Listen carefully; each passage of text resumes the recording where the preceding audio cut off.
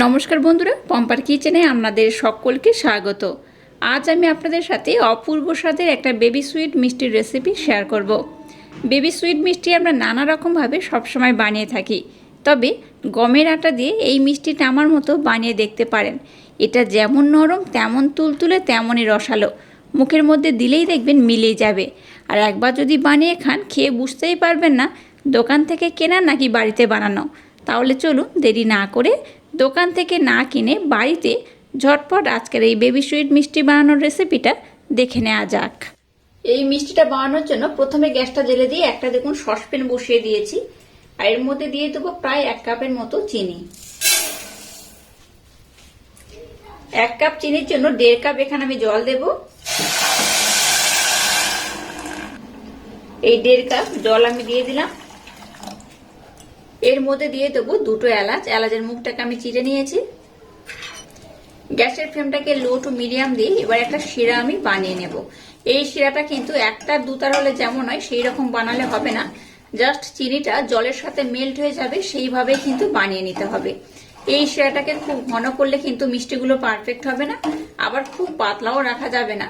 তাই চিনি আর জলের পরিমাণটা অবশ্যই মাপটা করে তবে ব্যবহার করবেন। যে কাপের মাপ করে আমি এখানে চিনি ব্যবহার করেছি সেই কাপের মাপ করে কিন্তু 1 কাপ চিনির জন্য 1.5 কাপ জল এখানে ব্যবহার করেছি। তাই জলের পরিমাণটা খুব বেশি যেমন দেবেন না, আবার খুব কমও দেবেন না। এবার চিনিটাকে আমি জলের সাথে একটু মেল্ট করে নেব।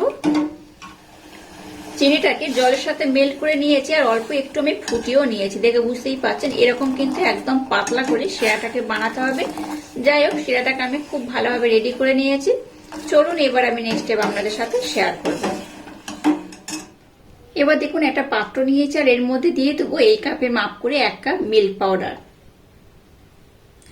দিয়ে দেবো 1 কাপ গমের আটা। যতটা মিল্ক পাউডার নিয়েছি ততটা গমের আটা অ্যাড করছি।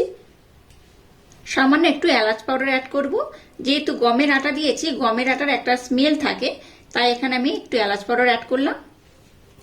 1 চামচ দিয়ে দেবো চিনি। চিনিটাকে কিন্তু এরকম দানা হিসেবেই ব্যবহার করবেন, ব্লেন্ড করবেন না, তাহলে কিন্তু মিষ্টিটার ভিতরে খুব জালিদার হবে। আর দেখুন এখানে আমি 1 চিমটা বেকিং সোডা নিয়েছি, বেকিং পাউডার নয়, জাস্ট বেকিং সোডা ব্যবহার করছি। এই দেখুন 1 চিমটা মানে বুঝতেই পারছেন কতটা কম, একদম সামান্য পরিমাণে বেকিং সোডা এখানে অ্যাড করছি। বেকিং পাউডারও কিন্তু আপনারা অ্যাড করতে পারেন, তবে বেকিং সোডা অ্যাড করলে মিষ্টির রেজাল্টটা বেশি ভালো হয়, যেমন নরম হবে তেমন তুলতুলে হবে। এই 1 চিমটার মতো আমি দিয়ে দিলাম। এবার এই সমস্ত শুকনো উপকরণ প্রথমে হাত দিয়ে খুব সুন্দর করে মেখে নেবেন। চামচ দিয়ে মাখতে যাবেন না, একটু হাত দিয়েই মাখবেন, তাতে করে কিন্তু এই যে মিশ্রণটা আমি বানাবো মিশ্রণটা খুব ভালোভাবে রেডি হবে। সমস্ত উপকরণ দেখুন খুব সুন্দর করে ভালোভাবে আমি মেখে নিয়েছি, দেখে বুঝতেই পারছেন। প্রত্যেকটা উপকরণ যেন প্রত্যেকটার সাথে মিক্সড হয়ে যায় সেইভাবে এটাকে মেখে নেবেন।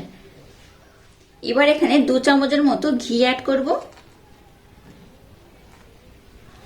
আপনারা চাইলে ঘির পরিবর্তে এখানে সাদা তেলও ব্যবহার করতে পারেন, তবে মিষ্টি তো, যেহেতু মিষ্টি বানাচ্ছি তাই মিষ্টি বানানোর জন্য চেষ্টা করবেন সবসময়ের জন্য ঘি ব্যবহার করার। ঘি ব্যবহার করলে না এই মিষ্টিটা যখন বাড়িতে বানাবেন বুঝতেই পারবেন না দোকান থেকে কিনেছেন নাকি বাড়িতে বানিয়েছেন। আবার আমি সমস্ত উপকরণ ডলে ডলে খুব সুন্দরভাবে মেখে নেব। সমস্ত উপকরণ দেখুন খুব সুন্দর ডলে ডলে মেখে নিয়েছি, আর এইভাবে মুঠি করলে দেখুন মুঠি হবে, আর চাপ দিলে এইভাবে ঝুড়ো ঝুড়ো হয়ে ভেঙে যাবে। তাহলে জানবেন যে ঘির পরিমাণটা দেওয়া ঠিক রয়েছে আর মিষ্টিটাও কিন্তু পারফেক্ট হবে। আচ্ছা, এখানে বলে রাখি, আপনারা ভাবতে পারেন যে এখানে আমি আটা ব্যবহার করলাম, ময়দা দিলে মিষ্টিটা হবে কিনা। আপনারা চাইলে ময়দাও ব্যবহার করতে পারেন, তবে হেলদি একটা মিষ্টির রেসিপি খেতে গেলে আটা দিয়ে বানাবেন, তাতে করে কিন্তু কোনো রকম সমস্যা হবে না। যেহেতু বাড়িতে বানাচ্ছেন একটু আটা দিয়েই বানাবেন, তাতে করে খেতে বেশি ভালো লাগবে। আর ময়দাও কিন্তু আপনারা ব্যবহার করতে পারেন, যে কোনো একটা ব্যবহার করলেই হবে।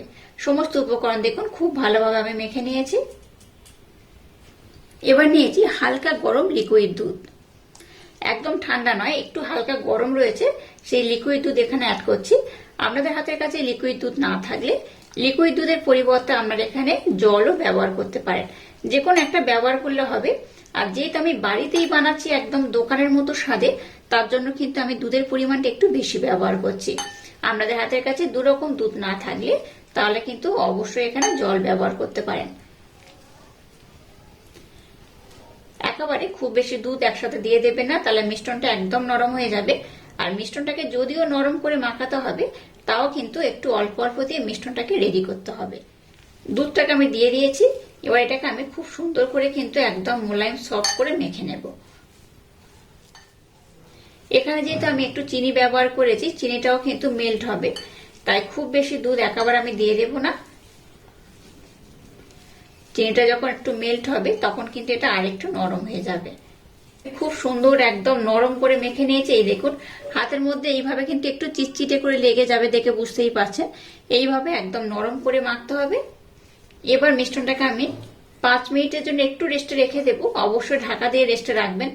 ঢাকা দিয়ে 5 মিনিটের জন্য রেস্টে রেখে দেবো। তারপর আমি নেক্সট স্টেপ আপনাদের সাথে শেয়ার করব। আর 5 মিনিট পরে দেখবেন এই মিশ্রণটা কিন্তু আগের থেকে আর একটু টাইট হয়ে যাবে, আর একটু সফটও হয়ে যাবে। দেখুন, মিশ্রণটাকে আমি 5 মিনিটের জন্য রেস্টে রেখে দিয়েছিলাম, তাতে করে মিশ্রণটা দেখুন আগের থেকে আর একটু টাইট হয়ে গেছে, দেখে বুঝতেই পারছেন। এবার হাতের মধ্যে একটু আমি ঘি নিয়ে নিয়েছি, আর এখান থেকে অল্প একটু আমি মিশ্রণ নিয়ে নেব। খুব বেশি নয়, অল্প করেই নেব। এবার হাতের মধ্যে অল্প একটু নিয়ে নেব। এবার এটাকে এইভাবে আমি গোল করে নেব।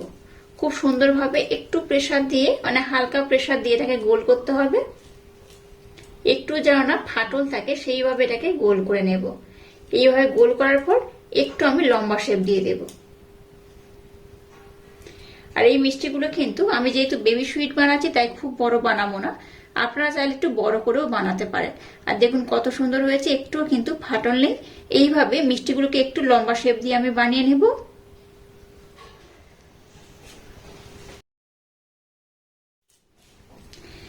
দেখুন, সমস্ত মিশ্রণ দিয়ে মিষ্টিগুলোকে আমি কত সুন্দর করে বানিয়ে নিয়েছি।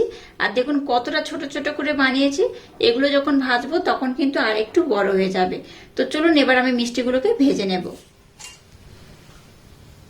এবার দেখুন গ্যাসটা জেলে দিয়ে একটা ফ্রাই প্যান বসিয়ে দিয়েছি, আর ফ্রাই প্যানের মধ্যে আমি তেল দিয়ে দিয়েছি। খুব বেশি নয়, আমি অল্প করে তেল দিয়েছি, অল্প অল্প করে ভেজে নেব বলে। আপনারা একসাথে ভাজতে চাইলে কিন্তু বেশি করে তেলটা দিয়ে দেবেন। তেলটাকে এবার আমি মিডিয়াম গরম করে নিয়েছি। এবার যেগুলো মিষ্টি শেপ দিয়েছি আমি তেলের মধ্যে দিয়ে দেব। অল্প অল্প দিয়ে আমি দুবার ধরে ভেজে নেব। এইভাবে উপর থেকে একটু তেল দিয়ে দেব।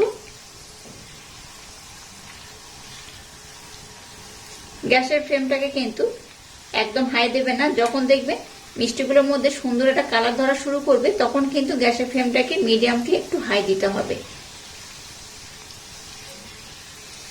এবার এটাকে একটু নাড়াচাড়া করে আমি ভেজে নেব। দেখুন কিছু মিষ্টি একটু সাদা রয়েছে, আমি কিন্তু এরকম অবস্থায় কিছু মিষ্টিকে উঠিয়ে নেব। আবারও আমি কিছু মিষ্টি দিয়ে দেব। এইভাবে কিন্তু সুন্দর করে 3 রকম কালার করে মিষ্টিগুলোকে ভেজে নেব। আপনারা চাইলে যে কোনো একরকম কালার বানাতে পারেন, তবে আমি 3 রকম কালার করে মিষ্টিগুলোকে ভেজে নেব। এইভাবে কিছুটা মিষ্টি আমি উঠিয়ে নেব।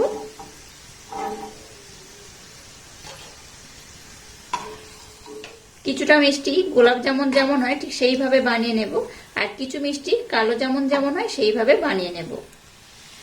গ্যাসের ফ্লেমটাকে এবার মিডিয়ামটা একটু হাই দিয়ে মিষ্টিগুলোকে আমি ভেজে নেব। দেখুন মিষ্টিগুলোর মধ্যে কত সুন্দর কালার ধরা শুরু করে দিয়েছে, দেখে বুঝতেই পারছেন কতটা সুন্দর কালার হয়েছে। গোলাপ জামুন মিষ্টি বানালে যেমন কালার করি ঠিক সেইভাবে কিন্তু কিছু মিষ্টিকে উঠিয়ে নিতে হবে। দেখুন কিছু মিষ্টি গোলাপ জামুন হলে যেমন হয় ঠিক সেরকম কালার করে নিয়েছি। এখান থেকে কিছু মিষ্টিকে আমি এইভাবে উঠিয়ে নেব।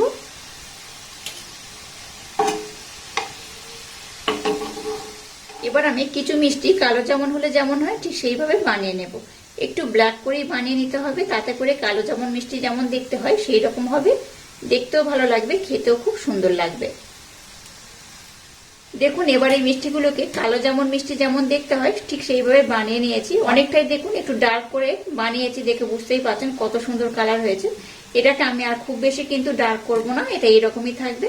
এবার এটাকে উঠিয়ে নিতে হবে। এবার এই মিষ্টিগুলোকে আমি উঠিয়ে নেব।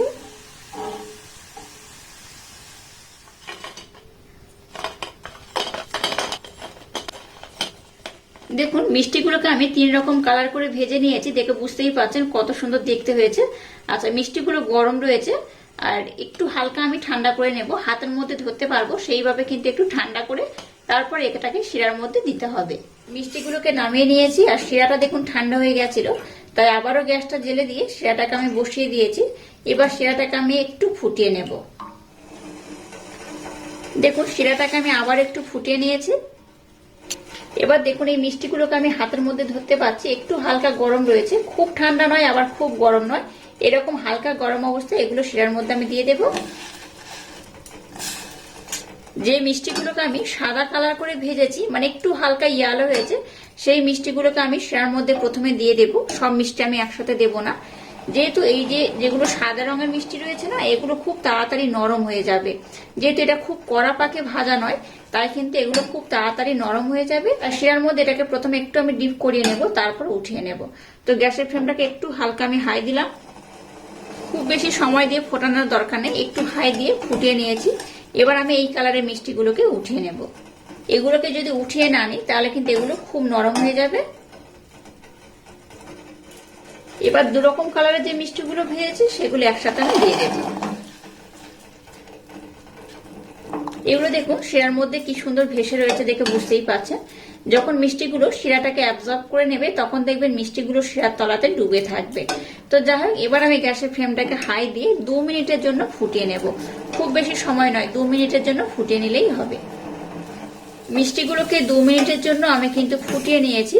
যাই হোক, এবার আমি গ্যাসটাকে বন্ধ করে দিলাম। গ্যাসটাকে বন্ধ করে দিয়েছি। এবার দেখুন যেগুলো সাদা কালারের মিষ্টি আমি উঠিয়ে নিয়েছিলাম সেগুলো দিয়ে দেব। সব মিষ্টি আমি একসাথে দিয়ে দিয়েছি আর গ্যাসের ফ্লেমটাকেও কিন্তু বন্ধ করে দিয়েছি। এবার এটাকে ঢাকা দিয়ে আমি 2 ঘন্টা থেকে 3 ঘন্টার জন্য রেস্টে রেখে দেব। এই মিষ্টিগুলো ভিজতে খুব একটা বেশি সময় লাগে না, আপনারা চাইলে ওভারনাইটের জন্য ভিজিয়ে রাখতে পারেন। তো আমি 2-3 ঘন্টা পর আপনাদের দেখাবো মিষ্টিগুলো কত সুন্দর হয়েছে। বা যদি মনে হয় যে 2 ঘন্টার মধ্যে ভেজে নিই, তখন আমি ওভারনাইটের জন্য রেখে দেবো। তারপর আমি নেক্সট টাইম আপনাদের সাথে শেয়ার করব। আর এটা একদম নরম হয়ে গেলে আমি আপনাদের বলে দেব এটা ভিজতে কত সময় লাগলো। আর কত সুন্দর হয়েছে দেখে বুঝতেই পারছেন। সবগুলো কালারের মিষ্টি দেখুন খুব সুন্দরভাবে হয়েছে। তো যাই হোক, এবার এটাকে আমি ঢাকা দিয়ে রেখে দিলাম। এটা নরম হয়ে যাওয়ার পর বা শিরাটাকে অ্যাবজর্ব করার পর আমি আপনাদের দেখিয়ে দেব যে মিষ্টিগুলো কত সুন্দর হয়েছে। দেখুন মিষ্টিটাকে আমি কিন্তু ওভারনাইটের জন্য রাখিনি, 2 থেকে আড়াই ঘন্টার মতো ভিজে রেখে দিয়েছিলাম। তাতে করে দেখুন মিষ্টিগুলো শিরার মধ্যে আর ভেসে নেই, একদম কিন্তু ডুবে রয়েছে। দেখে বুঝতেই পারছেন কতটা রস অ্যাবজর্ব করে নিয়েছে। আমি আপনাদের দেখিয়ে দিচ্ছি একটা, তাও এই দেখুন কতটা সুন্দর হয়েছে, দেখে বুঝতেই পারছেন। একদম কিন্তু নরম হয়েছে, তুলতুলে হয়েছে আর রসালো হয়েছে। প্রত্যেকটা মিষ্টি কিন্তু খুব সুন্দরভাবে হয়ে গেছে, দেখে বুঝতেই পারছেন। খুব সুন্দরভাবে কিন্তু মিষ্টিগুলো একদম নরম হয়ে গেছে আর রসে টয়টুম্বুর হয়ে গেছে। তো একটা আমি ভেঙে আপনাদের দেখাবো কত সুন্দর মিষ্টিটা হয়েছে। এই দেখুন, দেখলেন তো কতটা অপূর্ব হয়েছে, কতটা এই শিরাটাকে অ্যাবজর্ব করে নিয়েছে। এই দেখুন, এইভাবে একবার না মিষ্টি বানালে ভীষণ মিস করবেন। মিষ্টিগুলোকে একটা পাত্রের মধ্যে আমি উঠিয়ে নিচ্ছি।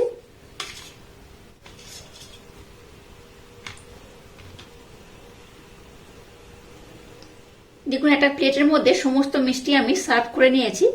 একটা মিষ্টি আমি আপনাদের দেখাচ্ছি, দেখুন একটা হাত দিয়ে ভেঙে দেখিয়েছি, একটা কেটে দেখাচ্ছি। দেখুন কতটা রসালো হয়েছে,